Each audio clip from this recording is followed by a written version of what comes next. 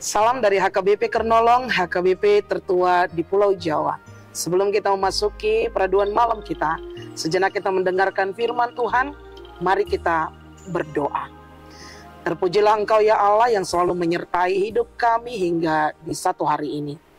Sekarang kami mendengarkan firman-Mu ya Tuhan. Bersabdalah ya Bapa, ampuni dosa kami. Hanya dalam nama anak-Mu Yesus Kristus, kami berdoa dan mengucap syukur. Amin.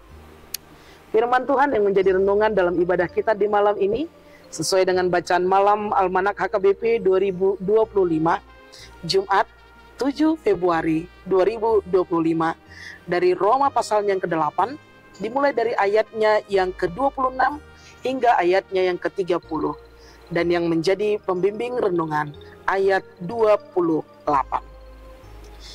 Kita tahu sekarang bahwa Allah turut bekerja dalam segala sesuatu untuk mendatangkan kebaikan bagi mereka yang mengasihi Dia, yaitu bagi mereka yang terpanggil sesuai dengan rencana Allah. Allah turut bekerja dalam hidup kita. Bapak Ibu saudara-saudari yang dikasihi Tuhan Yesus Kristus, mengetahui kehendak Tuhan adalah pengetahuan terbesar.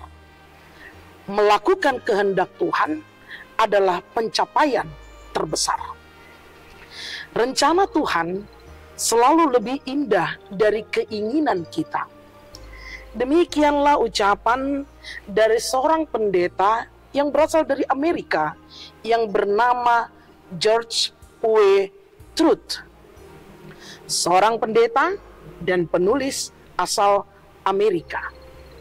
Bapak Ibu saudara-saudari yang dikasihi Tuhan Yesus Kristus, kita boleh merasa kecewa karena rancangan hidup yang telah kita susun begitu rapinya, begitu indahnya, begitu sistematisnya, tidak berjalan sesuai rencana.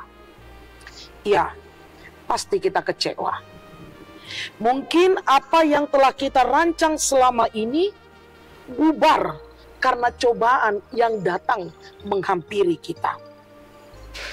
Bapak Ibu saudara-saudari yang dikasihi Kristus, sebagai manusia rasanya wajar bila kita merasa marah karenanya, bila kita merasa kecewa, murka karenanya.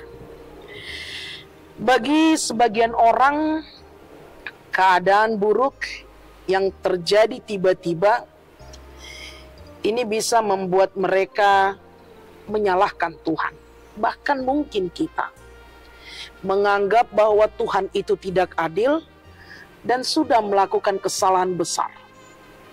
Keadaan buruk yang menimpa hidup kita membuat kita komplain kepada Tuhan. Dan bahkan kita bertanya-tanya, apa maksud Tuhan dalam hidup kita? Bapak Ibu saudara-saudari yang dikasihi Tuhan Yesus Kristus, Tuhan mungkin mengizinkan keadaan yang kita alami saat ini. Tapi Dia tidak pernah membiarkan kita begitu saja. Ambil beberapa menit untuk berdamai dengan keadaan. Mari mengubah pandangan kita atas setiap permasalahan, beban hidup sebagai kesempatan untuk melatih kita menjadi lebih kuat dan tidak lagi komplain atau menyalahkan Tuhan. Tuhan begitu memuliakan manusia. Tuhan begitu membuat manusia kita berharga di hadapannya sebagai ciptaan yang mulia. Dan pastinya hidup kita berharga di hadapan Tuhan. Tuhan takkan membiarkan kesulitan. Tuhan takkan mendatangkan kesulitan tanpa dititipkannya pada kita suatu kekuatan yang jauh lebih besar. Beratnya masalah yang ada memang dapat membuat kita merasa kecewa. Namun Bapak Ibu saudara-saudari yang dikasihi Tuhan Yesus Kristus, jikalau kita saat ini lagi dalam menghadapi permasalahan, atau dilanda pergumulan. Tujuan sebenarnya adalah agar kita menjadi dewasa iman. Mungkin kita akan dibuatnya menangis, nyaris angkat tangan karena masalah yang menerpa kita. Namun ingatlah, di balik hujan ada pelangi.